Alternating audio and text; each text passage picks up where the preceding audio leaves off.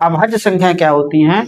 जो संख्या एक और स्वयं से ही विभाजित हो, किसी अन्य संख्या से विभाजित ना हो, तो उसे हम अभाज्य संख्या कहते हैं। जैसे आप ले लीजिएगा बेटा 47।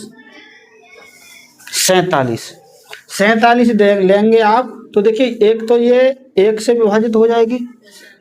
47 बेटा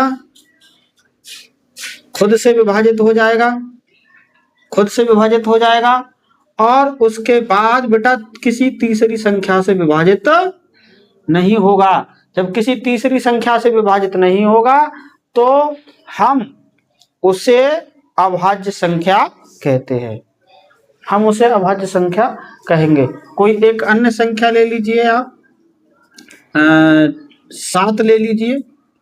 7 एक से कट जाएगा, स्वयं से कट जाएगा, लेकिन किसी तीसरी संख्या से नहीं कटेगा, किसी तीसरी संख्या से नहीं कटेगा, इसलिए हम इसको अभाज्य संख्या कहेंगे, इसलिए हम इसे अभाज्य संख्या कहेंगे।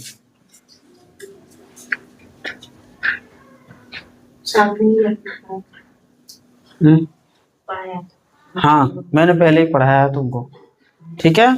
ये इन दो बच्चों को पढ़ाया है मैंने, ये वाली चीज, ठीक है।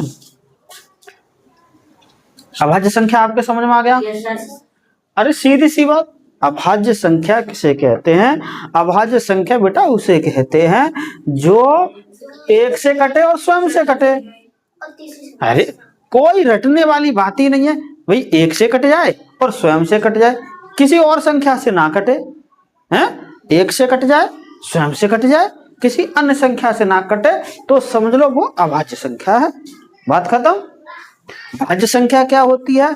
भाज्य संख्या वो होती है एक से कटे, स्वयं से कटे और किसी अन्य संख्या से भी कट जाए। एक से और स्वयं से तो कटेगी कटेगी, किसी अन्य संख्या से और कट जाए तो वो हमारी भाज्य संख्या होगी, वो हमारी भाज्य संख्या होगी। और जो संख्या स्वयं से कटे, एक से कटे और किसी तीसरी संख्या से ना कटे, तो वो हमारी अभाज्य संख्या। अगर सीधा सीधा याद करने का और तरीका, तीसरे संख्या से कट जाए तो भाज्य और तीसरी संख्या से ना कटे तो अभाज्य। बात समझ में आई? तीसरी संख्या से कट जाए तो भाज्य और ना कटे तो अभाज्य, कट जाए तो भाज्य और ना कटे तो अभाज्य। बात समझ में आ गया? पक्का सबके समझ में आ रहा है? भाज्य अभाज्य आपके समझ में आ गया? चलिएगा।